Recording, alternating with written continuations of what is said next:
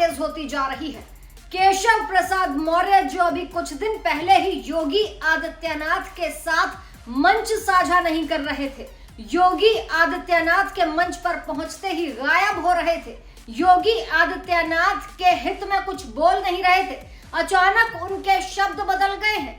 दिल्ली से उन्हें ऐसी कौन सी दवा मिल गई कि वो अखिलेश यादव के खिलाफ ही बोलने लग गए और योगी आदित्यनाथ के हित में बोलने लगे।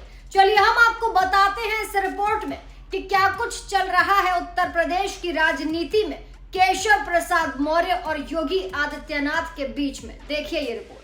केशव प्रसाद मौर्य फिलहाल योगी आदित्यनाथ के लिए रक्षा कवच की तरह काम करने लगे हैं और उन्हें ये बात समझ आ गई है कि रक्षा कवच बनकर कैसे योगी आदित्यनाथ को बाकी विरोधियों से महफूज करना है। अब आप ये पूछेंगे कि जो केशव प्रसाद मौर्य योगी आदित्यनाथ के लिए ठीक नहीं थे, वो अचानक योगी के लिए रक्षा कवच की तरह काम कैसे करने लगे। इसका अंदाजा आप इस बात से लगा सकते हैं कि पिछले कुछ दिनों से केशव प्रसाद मौर्य बहुत तेजी से बदले हैं। इसके पीछे उनकी 4-5 मजबूरियां हैं, उस पर भी बात करेंगे। लेकिन केशव ने जो बयान दिया है उसका सियासी मायना समझ लेते हैं।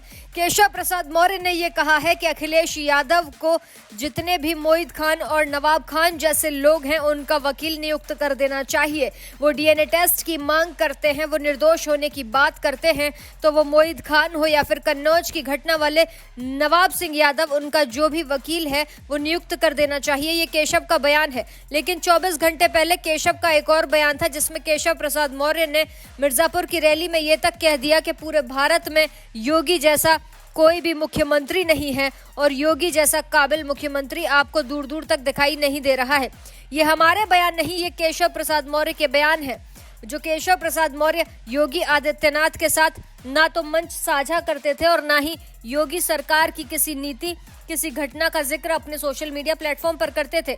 तो आखिर केशव प्रसाद मौर्य को क्या आलाकमान ने यह संदेश देकर दिल्ली से भेजा था कि अगर उपचुनाव में हारे तो फिर बड़ी फजीयत होगी आपकी, आप ना इधर के रहेंगे ना उधर के, और जो मुख्यमंत्री की कुर्सी महत्वाकांक्षा से अति महत्वाकांक्षी की तरफ आप लोग लेकर जा रहे हैं, नतीजा ये होगा ना तो चीफ मिनिस्टर की कुर्सी बचेगी और ना ही केशव प्रसाद मौर्य की डिप्टी सीएम की कुर्सी। इसीलिए दिल्ली आला कमान ने इस बार उनको बढ़िया से समझा के भेजा है कि यूपी जाओ, योगी आदित्यनाथ की तारीफ करो या मत करो, विवाद की कोई खबर नहीं आनी चाहिए। इस बात के बाकायदा उनको निर्देश दिए गए हैं और आदेश भी दिया गया है। ये बात शाह और मोदी की तरफ से समझा दी गई है कि बार बार शिकायत लेकर दिल्ली आने से बढ़िया है आप संगठन और सरकार के साथ मिलकर पार्टी को मजबूत करिए, अखिलेश यादव पर अटैक किया जाए।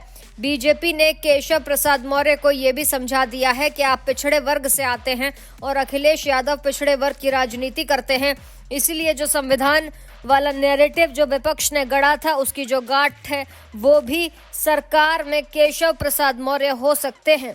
और हर एक रैली में, हर एक मीडिया की कॉन्फ्रेंस में, हर एक पार्टी बैठक में संविधान वाला मुद्दा आप उठाइए और केशव प्रसाद मौर्य वही करते हुए दिखाई दे रहे हैं। यूपी की सियासत में जो आग लगी है उस पर पानी डाल दिया गया है और पानी डालने के बाद जितने भी बागी हैं वो घर चले गए, आराम फरमाने लगे और उन्हें ये समझ में आ गया है कि योगी से बगावत करना बहुत मुश्किल पड़ सकता है। इधर योगी आदित्यनाथ के बारे में भी बात कर लेते हैं। बरेली की घटना हो, मुरादाबाद की घटना हो या फिर मोहित की घटना हो या फिर अयोध्या के बाद कन्नौज की घटना हो या फिर तमाम छोटी मोटी घटना यूपी में हो रही है, उन घटनाओं पर जो त्वरित एक्शन सरकार ले रही है उससे न सिर्फ बीजेपी में बल्कि विपक्ष में भी बौखलाहट है और जो लोग भी बगावत कर रहे हैं उन्हें ये समझ आ गया है योगी के हिंदुत्व वाली छवि से विरोध की आवाज तेज नहीं हो सकती।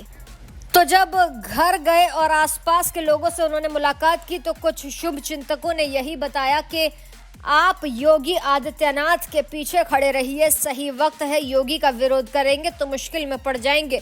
सबसे अहम बात यह कि केशव प्रसाद मौर्य ये बात अच्छे से समझ चुके हैं कि पूरे खेल में राजनाथ सिंह और आरएसएस की एंट्री हो चुकी है।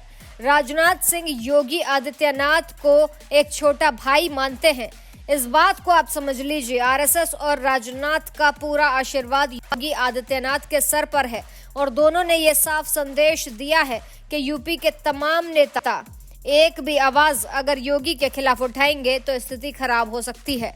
इसीलिए पाठक जी अपने काम पर लौट आए हैं। केशव प्रसाद मौर्य भी पार्टी के साथ पार्टी लाइन पर दिख रहे हैं, सरकार की तारीफ कर रहे हैं और अपने काम में व्यस्त दिखाई दे रहे हैं। यूपी की सियासत में तमाम आरोप अभी भी हैं, लेकिन अब उनमें इतना दम नहीं कि कुर्सी वाला किस्सा आपको बार बार सुनाया जाए। केशव प्रसाद मौर्य को दिल्ली से वो दवा दी गई है जिसके बाद जो सियासी पेन होता है वो उनका रुक गया है। फिलहाल आपका क्या कहना है इस खबर पर हमें कमेंट सेक्शन में जरूर बताइएगा।